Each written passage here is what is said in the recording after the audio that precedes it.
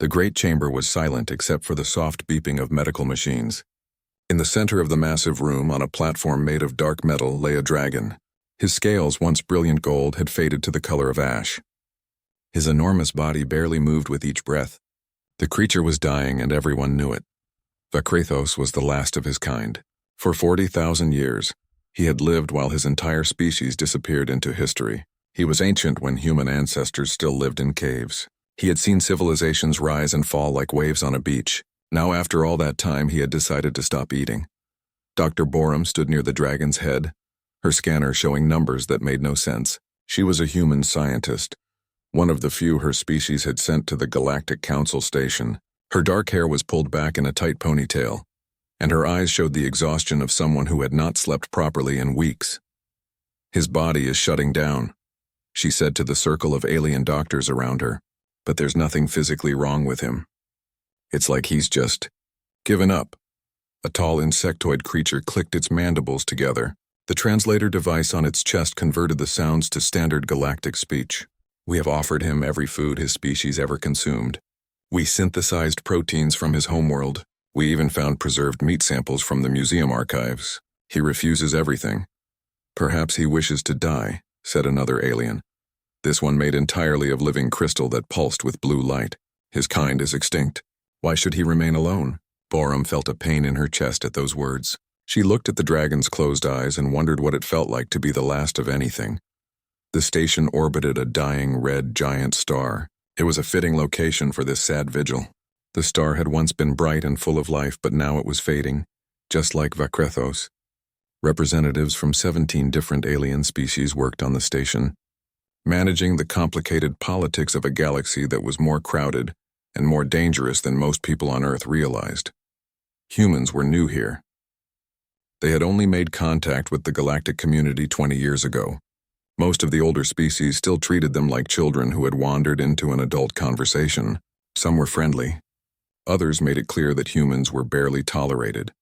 Ambassador Deho understood this better than most. He was in his mid-40s with gray starting to show in his black hair. His face had the worn look of someone who smiled often, but worried more. He had been assigned to the station 3 years ago, and every day was a careful dance of trying to prove that humanity deserved a place among the stars. Right now, he was in a council meeting that seemed to have no end.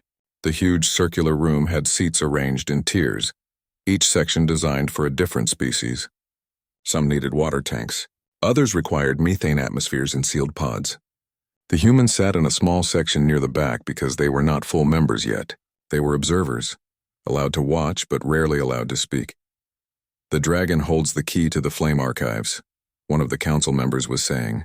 His species looked like floating jellyfish with too many eyes. "If he dies, we lose access to 40,000 years of recorded history. Technologies that could save billions of lives. Star charts to regions we have never explored. The loss would be catastrophic." "Then perhaps," hissed the insectoid delegate, "we should consider extracting the information by force. There are technologies." "Absolutely not." The crystalline being's voice rang like struck glass. "The dragon is a sentient being, not a database to be hacked. Such an action would be a violation of every law we hold sacred." The argument continued round and round, the same points repeated in different ways. Deho listened and said nothing. He had learned that humans were expected to be quiet unless directly addressed. His communication pad buzzed.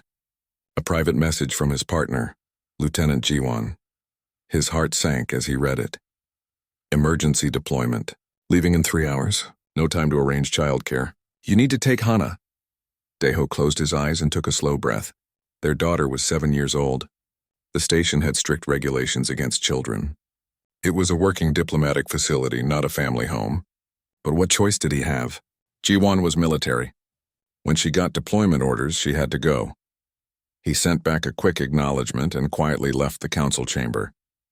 No one noticed. They were too busy arguing about the dying dragon.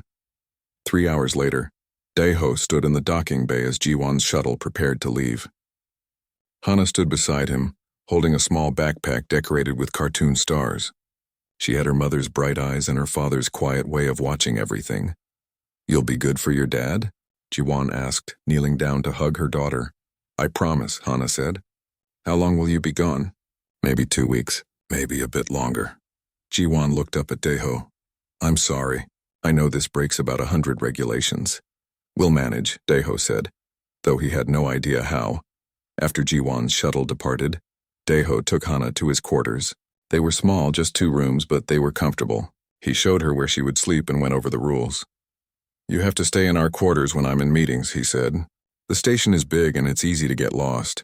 And there are areas that are dangerous for humans. Promise me you'll stay here. I promise, Hana said. But she was already looking around with bright curiosity. That evening, Daeho had to attend a diplomatic reception. He had no choice. It was exactly the kind of event where his absence would be noticed and noted.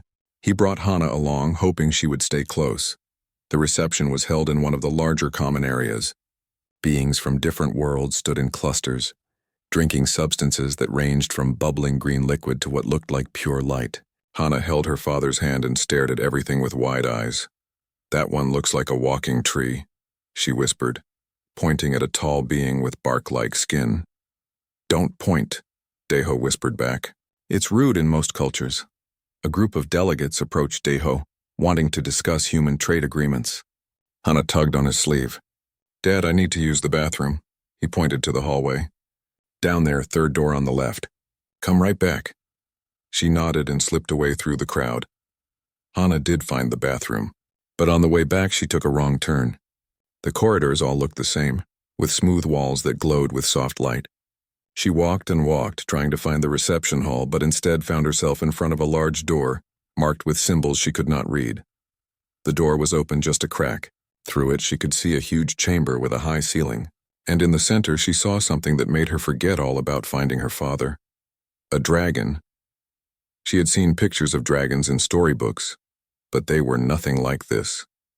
This dragon was real and enormous and sad. Even from the doorway, Hana could feel the sadness coming from the creature like heat from a fire. There were no doctors in the room right now. They were on a scheduled break. Hana looked left and right down the corridor. No one was watching. The security systems did not register children as potential threats. In that moment, Hana made a decision that would change everything. She stepped through the door and walked toward the dragon. Vakrethos felt the small presence before he opened his eyes. After months of refusing to acknowledge the doctors and scientists who poked and prodded him, something made him curious. He opened one golden eye as large as a dinner plate. A human child stood a few meters away. She was tiny, barely worth noticing.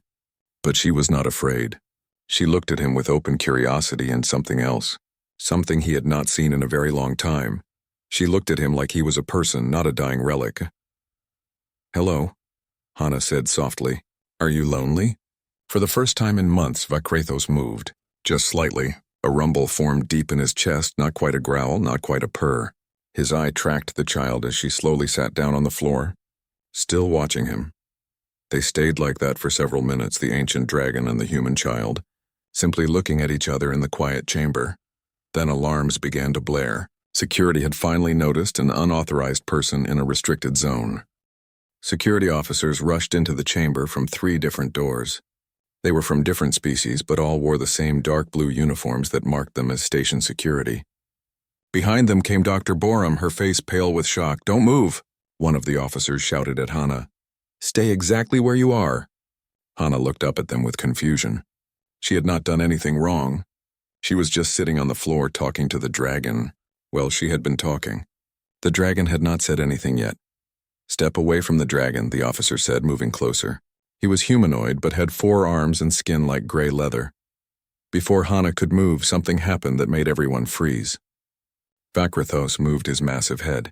Slowly, with obvious effort, he positioned himself between the child and the security officers.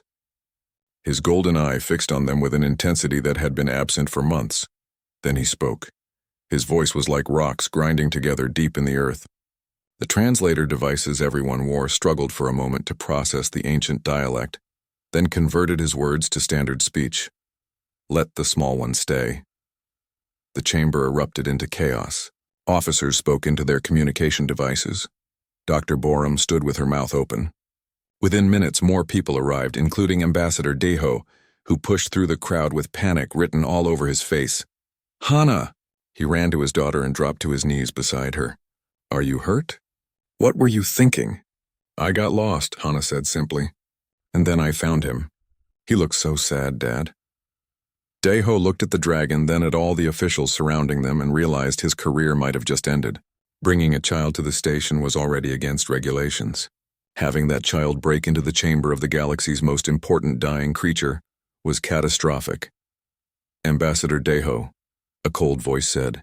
One of the senior council members had arrived, the insectoid one who rarely had anything good to say about humans.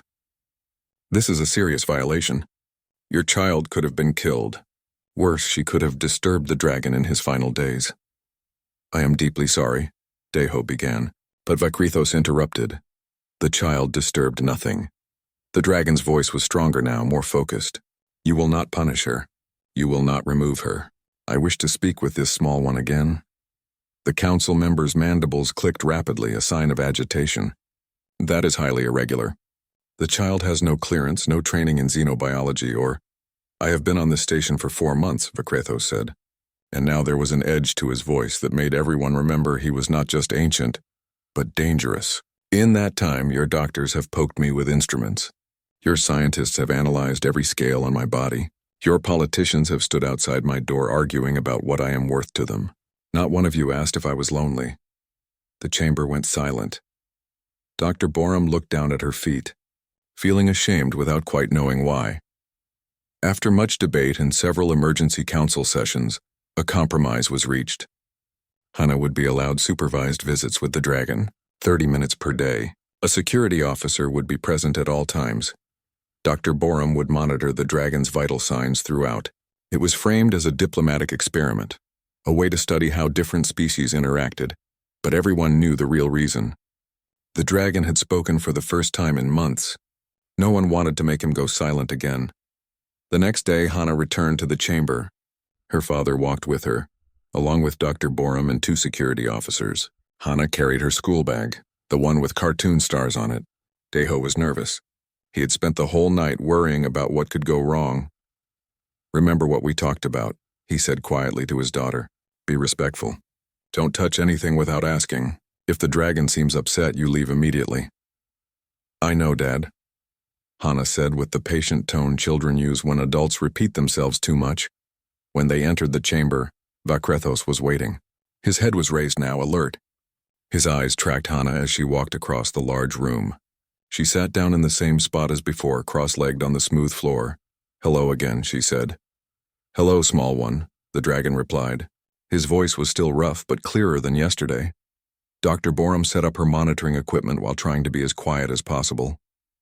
The security officers stood by the door, watching but not interfering. Ambassador Daeho stayed near his daughter, protective but trying not to hover. What is your name? Vakrithos asked. Hana, what's yours? Vakrithos. That's pretty. Hard to say, though. Hana tilted her head. Can I call you Vak? The dragon made a sound that might have been a laugh, though it came out more like a rumble of distant thunder. No one has ever shortened my name before. But yes, you may call me Vak, and so they talked. At first the conversations were simple. Hana told the dragon about Earth, about her school, about her favorite foods and the games she liked to play. Vakrithos listened and occasionally asked questions. His interest seemed genuine, not polite. Dr. Borum watched her instruments with growing fascination. The dragon's vital signs were improving. Not dramatically, but enough to be noticeable. His heart rate was stronger. His body temperature was rising toward normal levels. Whatever was happening, it was working. On the 3rd day, Hana asked the question that had been bothering her. Why did you stop eating? The chamber went very quiet. Even the security officers leaned forward slightly, curious to hear the answer. Vakrithos was silent for a long time. When he finally spoke, his voice was softer, sadder. Because I am the last, he said. My entire species is gone. My family, my friends, everyone I ever knew. They are dust scattered across dead worlds. For 40,000 years I have carried this alone. I am tired, little one. So very tired, Hana thought about this. She tried to imagine being the last human. Watching everyone she loved disappear, it made her chest hurt. That's really sad, she said quietly. I'm sorry that happened to you.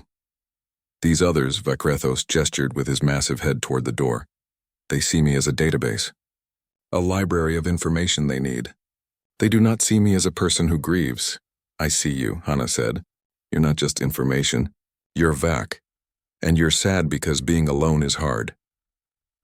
Something changed in the dragon's eyes. A light that had been absent flickered back to life just a little. Dr. Borum wiped her eyes quickly when she thought no one was looking. Ambassador Deho put a hand on his daughter's shoulder, feeling proud and terrified in equal measure. The visits continued. Each day, Hana spent her 30 minutes with the dragon. Sometimes she told him stories. Sometimes she asked him questions about the stars and worlds he had seen. And sometimes they just sat together in comfortable silence. On the 7th day, something changed. Hana arrived with her school bag as usual, but this time she was carrying something extra. Her lunchbox. "I brought my lunch to eat with you," she said, sitting down in her usual spot. "My dad packed it. He's not as good at making sandwiches as my mom, but it's okay." She opened the box and pulled out a sandwich wrapped in thin paper. It was simple: bread, peanut butter, and jam. Nothing fancy. She unwrapped it carefully. Vakrathos watched her. "What is that?" "A sandwich. You eat it for lunch. It's good." She took a bite, then looked at the dragon. Really looked at him. "Are you hungry? Even a little bit?" "I have not been hungry in months," Vakrathos said. "Maybe you're hungry, but you forgot what it feels like," Hana said with the simple logic of childhood.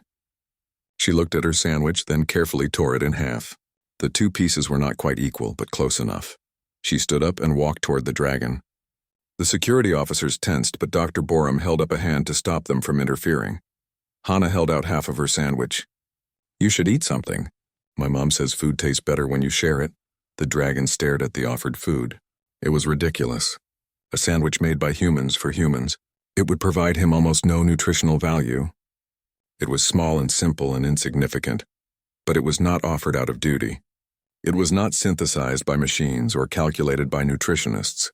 It was given freely, a child's lunch split in 2, offered with genuine care. Vakrathos lowered his massive head. His mouth, filled with teeth the size of knives, opened carefully. Gently he took the sandwich half from Hana's small hand, and he ate it. The medical monitors exploded with activity. Dr. Borum gasped. The security officers stared in disbelief. Ambassador Deho felt his heart hammering in his chest. After months of refusing every food offered to him, the ancient dragon had eaten a peanut butter and jam sandwich given to him by a 7-year-old human child. Vakrathos chewed slowly, more to be polite than anything. The sandwich was gone in 2 bites. He looked at Hana, who was smiling up at him with pure joy. "Was it good?" she asked. "It was perfect," the dragon said, and he meant it. The news spread through the Galactic station faster than light speed. Within an hour, every delegate, every scientist, every crew member knew the same impossible fact. The dying dragon had eaten food. Not the carefully prepared nutrients created by the best xenobiologists in the galaxy. Not the expensive synthesized proteins that cost a fortune to produce. A simple sandwich offered by a human child. The council chamber was packed the next morning. Representatives from all 17 species crowded into their designated areas, many standing because there were not enough seats for everyone who wanted to attend. Ambassador Deho sat in the human section, very aware that everyone was looking at him and his daughter. Hana sat beside him, swinging her legs because they did not reach the floor. She seemed completely unaware of the attention. She was drawing on a tablet her father had given her to keep her occupied during the boring meeting. The council chair, a tall being with purple skin and 3 eyes, called the session to order. "We are here to discuss the unprecedented event that occurred yesterday. Dr. Borum, please present your findings." Dr. Borum stood and moved to the center of the chamber. A holographic display appeared above her head, showing medical charts and data streams. "The dragon's metabolism has reactivated," she said. "His vital signs have improved by 37% in the past 24 hours. His digestive system, which had been dormant, is now functioning. Most importantly, his brain activity shows patterns we have not seen in months. He is, for lack of a better term, coming back to life." Murmurs ran through the chamber. Several delegates leaned forward with interest. "How is this possible?" asked the crystalline being. "We offered him the finest foods available. We synthesized nutrients specific to his biology. Nothing worked. How could a primitive Earth food succeed where advanced science failed?" Dr. Borum took a breath. She had spent all night analyzing data, trying to understand what happened. I believe the issue was never primarily physical. Vakrathos was dying from emotional starvation, not physical hunger. He was isolated, grieving, and saw himself as nothing more than a tool. When Hana offered him food, she offered it with genuine kindness and connection. That emotional gesture is what made the difference. The insectoid delegate, whose name was Kelvar, clicked his mandibles in a dismissive pattern. This is speculation. You cannot prove that emotion had anything to do with his recovery. Actually, I can, Dr. Borum said. She changed the holographic display. These are scans of Vakrathos's brain activity during various interactions. When our medical teams approached him with food, his stress hormones increased. His brain showed patterns associated with anxiety and withdrawal. But when Hana approached him, his brain chemistry changed. Production of bonding hormones increased. His stress levels dropped significantly. The physical act of eating was secondary to the emotional connection. More murmurs, louder now. Some delegates looked thoughtful. Others looked skeptical. This is wonderful news, said the jellyfish-like delegate. If the dragon is recovering, perhaps we can now access the flame archives. The knowledge contained there could advance every civilization in this council. Daiho felt his stomach tighten. He knew this was coming. The whole reason the council cared about Vakrathos was the ancient knowledge he guarded. The council chair nodded. Indeed. Ambassador Daiho, we request that you arrange for the dragon to begin sharing the contents of the flame archives. Your daughter seems to have a unique connection with him. Perhaps through her we can— No. The voice was not Daiho's. It came from the chamber's communication system. Everyone turned to look at the speakers mounted on the walls. Vakrathos? The council chair said with surprise. You are listening to this session? I am always listening, the dragon's deep voice replied. Did you think I was unaware of your debates about my usefulness? I have been a prisoner here, not a guest. You care about what I know, not who I am. An uncomfortable silence fell over the chamber. We meant no disrespect, the council chair said carefully. Your knowledge is invaluable to you, not to me. Vakrathos's voice carried an edge like broken stone. I will make you an offer. One chance, no negotiation. I will open the flame archives. I will share 40,000 years of accumulated knowledge. But there is a price. Everyone leaned forward. Even Hana stopped drawing and looked up at the speakers. Name your price, said the council chair. Humanity must be granted full membership in the Galactic Council. The chamber exploded. Half the delegates started shouting at once. The insectoid Kelvar stood up so fast his chair fell over. This is blackmail. Humans are barely space-capable. They are primitive, violent, and unpredictable. They understand something the rest of you have forgotten, Vakrathos said calmly. They know how to see another being's pain and respond with kindness. Not because it benefits them, but because it is right. The child offered me half her lunch not to gain my knowledge. She did it because I was sad, and she cared. One child's behavior does not represent an entire species, argued the crystalline delegate. Neither does one incident of violence, Vakrathos countered. Yet you judge them by their worst moments while ignoring their best. The Yulvran had 3 civil wars before they achieved spaceflight. The Kelthari once practiced ritual cannibalism. Every species here has a dark past. Yet you sit in judgment of humanity because they are new. Ambassador Daiho sat very still. He had not expected this. No one had. The dragon was demanding humanity's place at the table, and using his leverage to make it happen. We need time to consider this, the council chair said. You have 3 days, Vakrathos said. After that I close the archives forever. Choose. The transmission ended. That evening Hana had her usual visit with the dragon. The chamber was more crowded than normal. Several council members had asked permission to observe. They stood along the walls, watching and recording everything. Hana carried her lunchbox and a book. She sat down in her usual spot and smiled at Vakrathos. Hi, Vak, I brought you something. Did you bring me more of your lunch? The dragon asked. His voice sounded warmer when he spoke to her, less harsh. Yep, but also this, she held up the book. It's my favorite story. Want me to read it to you? Vakrathos lowered his head so he could see the book better. I would like that very much. As Hana began to read, her young voice filling the huge chamber, Dr. Borum watched the monitoring equipment. The dragon's stress levels were at the lowest they had been in months. His heart rate was steady and strong. Whatever was happening between the child and the dragon, It was healing something that science alone could not fix.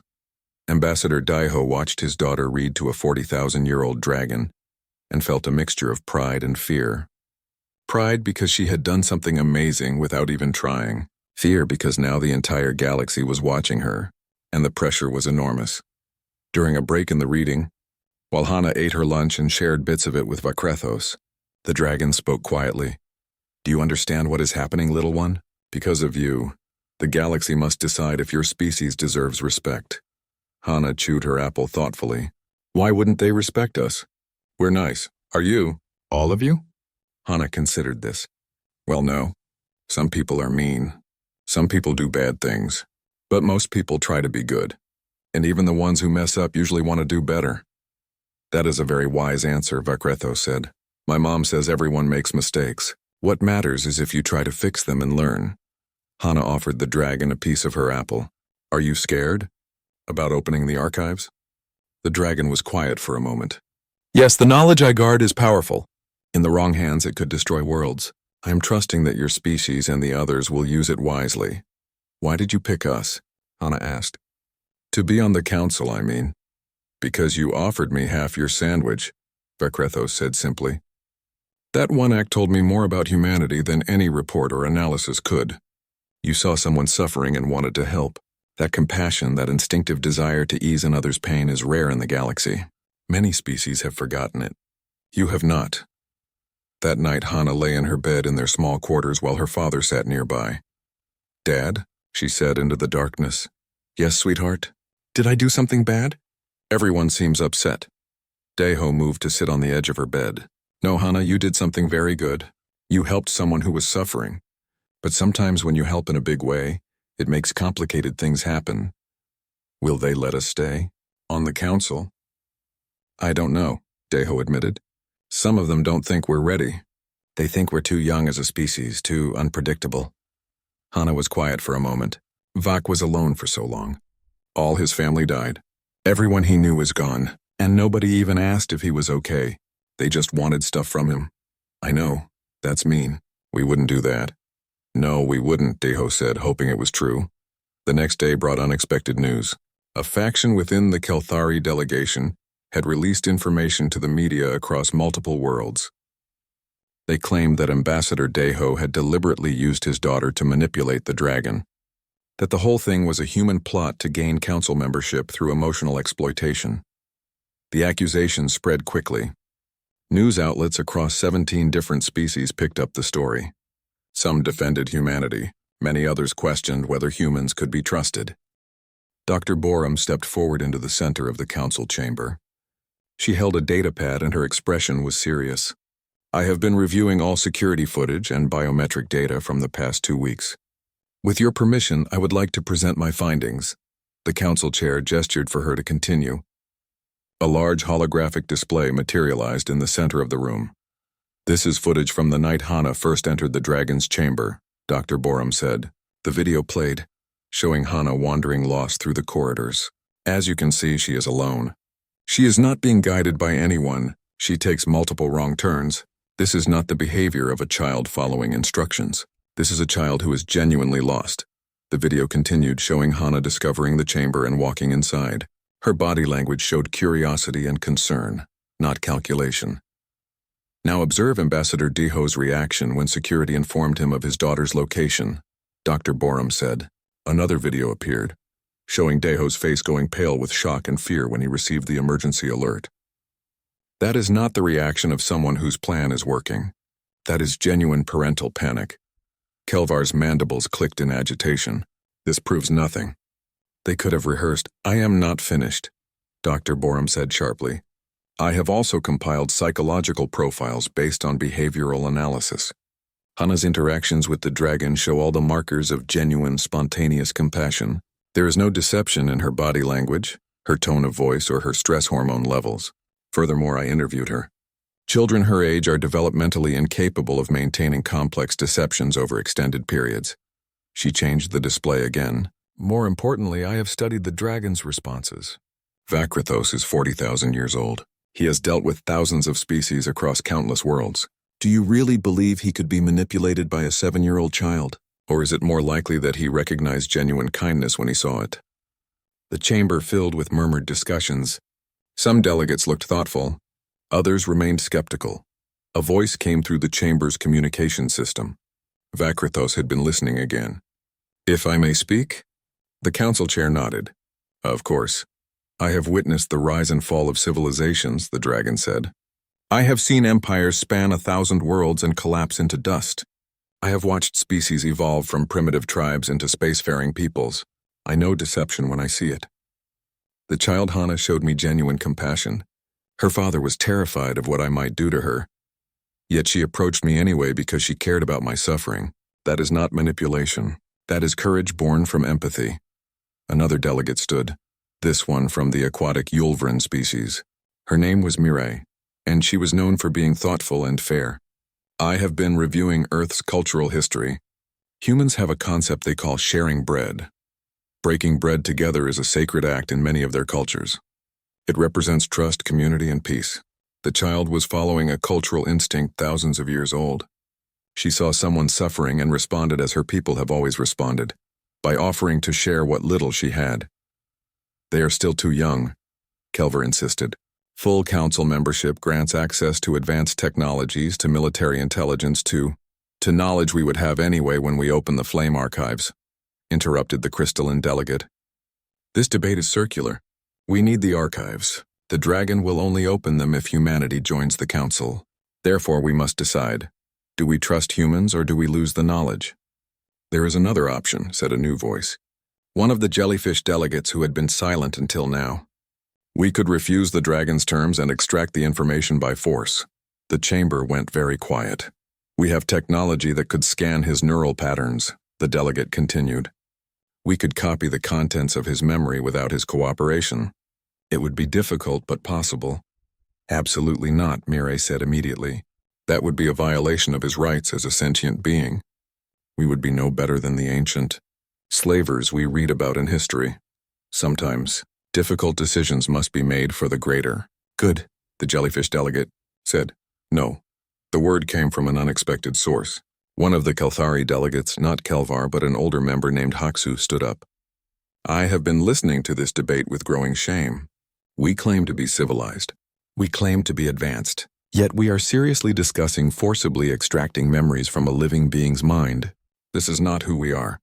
This is not who we should be." Kelvar turned to his fellow Kelthari. "Haksu, you cannot be serious." "Humans are dangerous. So were we once," Haksu said quietly. "Our history is not clean. We waged wars. We committed atrocities. But we grew. We learned. We became better. Why do we deny humanity the chance to do the same?" The debate continued for 3 days. It was intense, often angry, sometimes approaching physical confrontation. The galaxy watched through news broadcasts. On Earth, billions of humans waited nervously to see if they would be accepted or rejected. During those 3 days, Hana continued her daily visits with Vakrythos. The dragon taught her words in his ancient language. He told her stories about stars that no longer existed and worlds that had long since turned to dust. And she told him about Earth, about oceans and mountains, about music and art, about all the small beautiful things that made her world home. On the 3rd evening, Lieutenant G1 returned from her deployment. She had been following the news and was furious. She found Deho in their quarters, and they argued in hushed voices while Hana pretended to sleep in the next room. "You put our daughter in the middle of an intergalactic political crisis," G1 said angrily. "I didn't plan any of this," Deho replied, exhausted. "She got lost. Everything else just happened. You should have sent her home to Earth the moment this started, and let the galaxy think we were hiding her. That would have made everything worse." Hana heard her mother sigh. "I know you're right. She's 7 years old, Deho. She should be worried about homework and playground games, not whether her species gets accepted by aliens." "She doesn't see it that way," Deho said softly. "To her, she just made a friend who was sad. Everything else is adult complications." In her bed, Hana smiled. Her father understood. The vote happened on the morning of the 4th day. The entire council was present. Ambassador Deho sat in the human section, his hands clasped tightly together. G1 sat beside him, her military training keeping her face neutral even though her heart was racing. Hana sat between them, drawing on her tablet, seemingly unconcerned. The council chair stood. We have debated this matter extensively. Now we vote. The question before us: shall humanity be granted full membership in the Galactic Council, with all rights and responsibilities that entails? Each delegate will cast their vote. A simple majority is required. The voting began. It was done electronically, but the results were displayed publicly on the large screens around the chamber. Green lights for yes, red lights for no. The Yulvran voted yes. Several smaller species voted yes. The Kilthari vote was split, with Kelvar voting no but Haksu voting yes. The crystalline beings voted yes. The jellyfish delegates voted no. Back and forth it went, the lights adding up on the display. Deho watched the count with his heart in his throat. It was closer than he had hoped. Much closer. When all 17 species had voted, the final tally appeared. 9 yes, 7 no. 1 abstention. Humanity had won, but barely. The council chair struck his ceremonial bell. The vote is passed. Humanity is hereby granted full membership in the Galactic Council, effective immediately. The chamber erupted in sound. Some delegates applauded. Others sat in angry silence. The news networks broadcasting the session went wild with commentary. Hana looked up from her drawing. Did we win, Dad? Deho hugged his daughter tightly. Yes, sweetheart. We won. But the celebration was short-lived. Alarms suddenly blared throughout the station. Red emergency lights began flashing. An automated voice announced, long-range sensors have detected an unidentified vessel approaching. All personnel to emergency stations. The council chamber emptied quickly as delegates rushed to their posts. Deho grabbed Hana's hand and started toward the exit, but Dr. Borum stopped him. Wait, she said, looking at her datapad with confusion. The approaching ship is broadcasting a signal. It is in the dragon's language, an ancient dialect that has been dead for 40,000 years. Everyone still in the chamber turned to look at each other. That's impossible, G1 said. There are no other dragons. Vakrathos is the last of his kind. On the main view screen, an image appeared of the approaching vessel. It was unlike any ship anyone had seen before. It was not built but grown, organic and strange, with surfaces that looked more like bark or bone than metal. It was massive, easily the size of a small moon. I'm getting detailed scans now, one of the technicians said. The ship's interior is showing. Oh my stars, what? The council chair demanded. What do you see? The technician looked up, his face pale.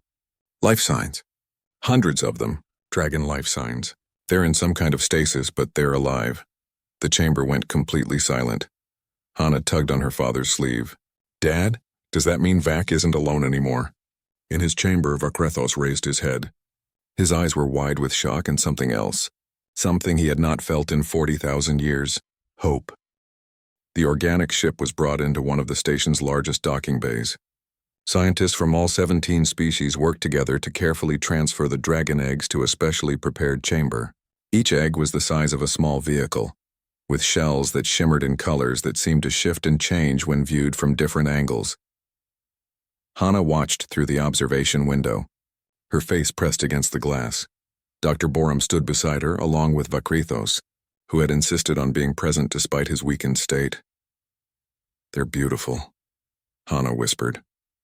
They are hope, Vakrathos said quietly, but they need very specific conditions to hatch. Temperature, humidity, atmospheric composition, even the ambient sound frequencies. All must be exactly right, or they will remain in stasis forever. The technology to create those conditions was lost, Dr. Borum said, but it would be in the flame archives, wouldn't it? Vakrathos nodded slowly. Yes, and more. The archives contain knowledge of how to raise dragon young, how to teach them, how to help them grow into adults who are wise and kind. My people spent millions of years learning these things. All that knowledge survived, locked in ancient crystals that only I can access. Then what's the problem? Hana asked. The dragon looked down at her with his enormous golden eyes. The knowledge in the archives is powerful, little one. It contains technologies that could reshape planets or destroy them, methods to harness the energy of stars, weapons that could crack worlds in half. For 40,000 years I have guarded this knowledge because I was afraid of what would happen if the wrong people gained access to it. Ambassador Deho, who had just joined them, spoke carefully. But now you're considering sharing it? I must, Vakretos said. To save my people's children, I need the Council's help. To get that help, I must trust them with knowledge they might misuse. It is a terrible choice.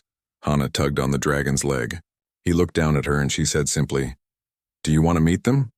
Your family. Everything else fell away. The politics, the fear, the complicated calculations of risk and trust. In the end, it came down to one simple question. Did he want to see his people live again? Yes, Vakretos said, and his voice broke with emotion. More than anything. Then we'll figure it out, Hana said with absolute certainty. That's what people do. They help each other. The next day, Vakretos opened the flame archives. The ceremony took place in the main council chamber, with representatives from all species present. The dragon stood in the center, and around him in a circle were 17 crystalline pedestals, one for each member species. Vakretos began to speak in his ancient language. As he did, he breathed out a stream of golden fire, not the destructive flame of stories, but something else, pure light and energy that contained information in ways no one fully understood. The fire split into 17 streams, each flowing into one of the crystals. The process took hours. Vakretos spoke continuously, his voice growing hoarse, his body trembling with effort, but he did not stop. 40,000 years of accumulated knowledge poured out of him and into the crystals, where it could be studied and shared. When it was finally done, the dragon collapsed. Medical teams rushed to help him, but he waved them away. I am not dying, he said tiredly. I am simply exhausted. For the first time in 40,000 years, the burden is no longer mine alone to carry. The knowledge in the crystals was staggering. It would take decades, perhaps centuries, to fully understand and apply all of it. But the most immediately important information was the specifications for hatching the dragon eggs. Teams of engineers and scientists from all 17 species worked together. The Yulvaran provided expertise in biological systems. The Keltari contributed their precision manufacturing capabilities. The crystalline beings offered their understanding of energy manipulation. And humans, newly admitted to the Council, provided something less tangible but equally important: organizational skills, creative problem-solving, and an infectious enthusiasm that kept everyone motivated during the difficult work. It took 3 months to build the sanctuary. It was a massive structure, a combination of advanced technology and environmental simulation. Inside, conditions were carefully controlled to match the ancient homeworld of the dragons, a planet that had died long before humans learned to make fire. Lieutenant Jiwan had been reassigned to the sanctuary as security chief. Ambassador Deho had been promoted to special liaison for the dragon hatching project. Their family quarters were now in a section of the sanctuary complex. Hana's room had a window that looked out over the chamber where the eggs rested. Dr. Borum had published several papers on emotional intelligence as an evolutionary advantage. Her work was being read across the galaxy, challenging long-held assumptions about what made a species advanced. She had been appointed as head xenobiologist for the sanctuary. The day the sanctuary activated, everyone held their breath. The environmental systems came online smoothly. Temperature and humidity reached optimal levels. The light fixtures, designed to mimic the specific frequencies of the ancient dragon homeworld sun, glowed with a warm golden radiance. And then they waited. For weeks, nothing happened. The eggs remained dormant, beautiful but lifeless. Some scientists began to worry that too much time had passed, that the embryos inside had not survived 40,000 years despite the stasis technology. Hana visited the sanctuary every day after her lessons. She would sit in the observation area and talk to the eggs, telling them stories about Earth, about the stars, about Vakretos and how excited he was to meet them. Vakretos himself spent most of his time in the sanctuary. His health had improved dramatically since he started eating again. His scales had regained their golden shine. His eyes were bright and alert, but he was nervous, pacing around the egg chamber like an expectant parent. What if they don't hatch? He asked Dr. Borum one evening. What if I opened the archives for nothing? They'll hatch, she assured him. The scans show increasing activity in the embryos. It just takes time. On the 47th day after the sanctuary activation, Hana was sitting in her usual spot, reading a book to the eggs, when she heard something, a sound like cracking ice. She looked up. One of the eggs, a large one near the center, was trembling. Tiny fractures appeared on its surface, spreading like lightning across the shimmering shell. "Dr. Borum," Hana shouted into her communication device. "One of them is hatching."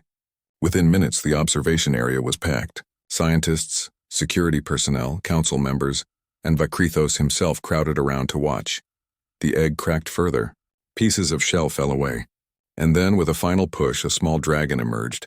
It was about the size of a large dog with scales that shimmered silver in the sanctuary's light. It had tiny wings folded against its back and a long tail that wrapped around itself. Its eyes, when they opened, were bright green and full of confusion. The hatchling stumbled on shaky legs. It made a sound, a high-pitched chirp that was somehow both frightening and adorable. It looked around the sanctuary with obvious fear, backing away from the broken shell. Vakrithos moved forward slowly, making soft, rumbling sounds. But the hatchling hissed at him, scared of this enormous stranger. "It doesn't recognize you," Dr. Borum said gently. "It has no memory of what adult dragons look like. To it, you're just something big and scary." Vakrithos stopped moving. His expression showed pain that had nothing to do with physical injury. He had waited 40,000 years for this moment, and the first of his kind to wake was afraid of him. Hana watched for a moment, then made a decision. Before anyone could stop her, she ducked under the safety barrier and walked into the egg chamber. "Hana, no," her mother shouted, but Jiwon's security training also told her that sudden movements might startle the hatchling into doing something dangerous. Hana moved slowly and calmly. She had learned from her time with Vakrithos how to approach a scared dragon. She sat down on the floor of the chamber, about 3 meters from the hatchling, and pulled her lunchbox from her bag. The hatchling watched her with suspicious eyes. It chirped again, this time more curious than afraid. "Hi," Hana said softly. "I'm Hana. You're probably really confused right now. That's okay. Everything's new and strange. But you're safe here. We've been waiting a long time to meet you." She opened her lunchbox and pulled out a sandwich. Her mother had made it this time with care and love. Hana tore it in half. The hatchling tilted its head, watching. Its nostrils flared, catching the scent of food. "Are you hungry?" Hana asked. "You should eat something. Food tastes better when you share it." She held out half of the sandwich. The hatchling took one step forward, then another. It moved like a cat, cautious and ready to bolt at any moment. But hunger and curiosity were stronger than fear. It reached out with a small clawed hand and took the sandwich from Hana's palm. It sniffed the food, then carefully took a bite. In the observation area, Vakrithos made a sound that was half laugh, half sob. His body shook with emotion that was too big for words. The hatchling finished its sandwich half, then looked at Hana with less fear. It chirped again, and this time the sound was almost friendly. "You want to meet someone?" Hana asked. She gestured toward Vakrithos, who stood very still, hardly daring to breathe. "That's Vak. He's been waiting a really, really long time to meet you."